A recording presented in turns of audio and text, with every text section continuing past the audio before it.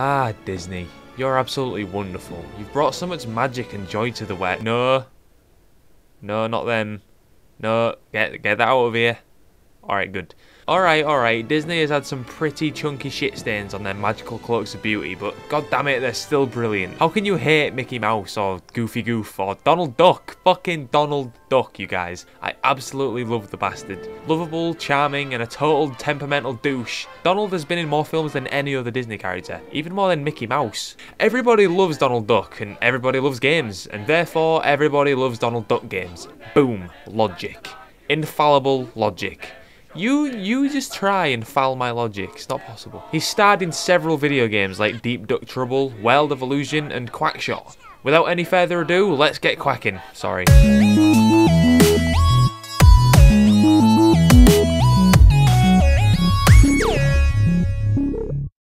Alright, so the game starts up and you're given a little bit of backstory as to why Donald is wearing a brown jacket and fedora, because that's all that really matters at the end of the day. Anybody who wears a fedora, I need to find out the cause, and it better be fucking good. In Donald's case, the reason is that he found an old book containing a treasure map, containing clues as to where the treasure is contained. So he suddenly felt the urge to dress like Indiana Jones. Yeah, makes sense, I'd do the same thing, don't worry about it. But wait, this won't be smooth sailing for Donald, because Pete finds out about this treasure map and decides to chase Donald the fuck down and murder him in cold blood and take the treasure for himself, only less violent and more PG. So this game has kind of a non-linear level select screen in the form of the map Donald found. You can choose between 3 locations at first: Duckburg, Mexico and Transylvania. Well, there's absolutely no question Duckburg it is. I'd be quackers not to go there first, fucks it, I swear to God. So you land the plane in a street, dangerous, and you're immediately hit by how good it both looks and sounds. Donald looks so good in that getup, and look at his little backpack.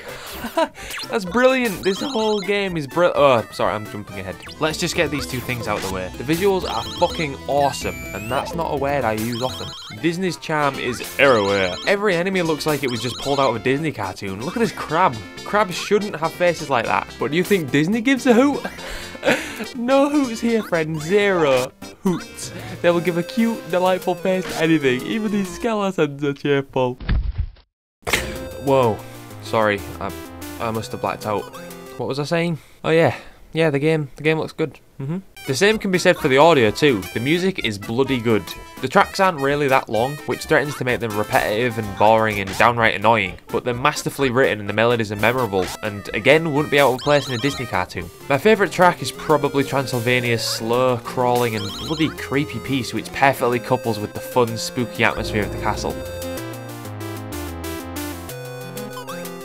Every time I play this game, I catch myself singing along with the melodies, which is a good sign. Unfortunately, the sound effects aren't quite as good. They're not awful, but they're certainly sound effects you'd use in an argument of the Mega Drive having a poor sound chip. Shooting enemies is something you're going to be doing a lot of, so you'd probably want the sound effect to be short, sweet, and not annoying. It can be kind of annoying. Nothing to get too worked up about, I just figured I'd try and bring some balance to this very positive review, sucking this game's duck a bit too much.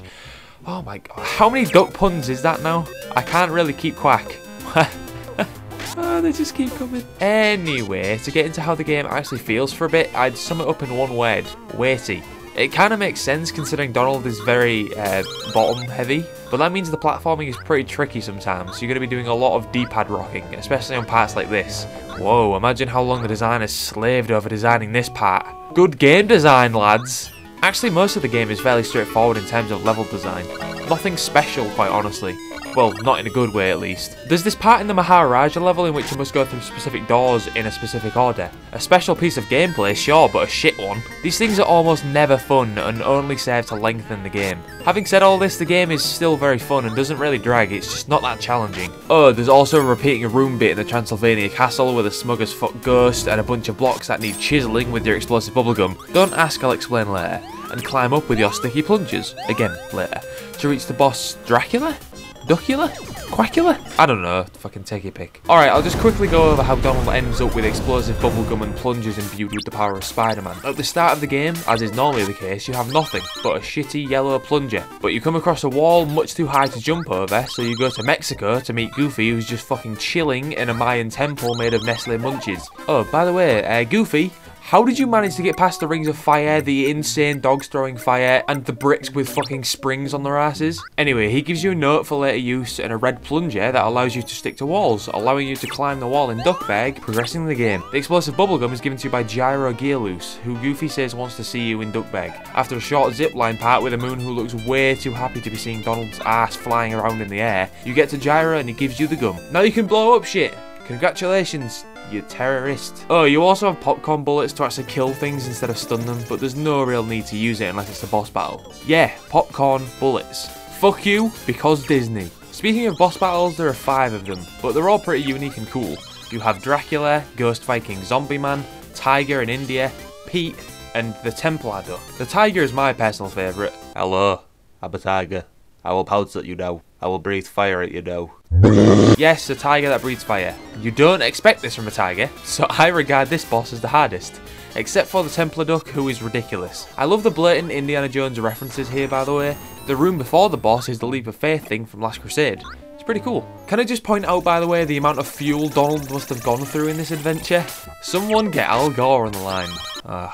So yeah, there is quite a bit of backtracking, but it's not frustrating or anything because Donald drops flags at the end of each level, so you don't have to keep plungering the same 4 goons in the mouth over and over again. Well, either plungering them or running straight through them whilst being in a pissed off state brought on by devouring several chilies in a row. It's quite a charming, unique take on an invincibility state. Mario, Star. Sonic, Sparkles. Donald, chilies. It's pretty cool because we know Donald is a temperamental, pissy mother ducker. And that's 8. Quackshot is good, go play it. And also go duck yourselves. 9.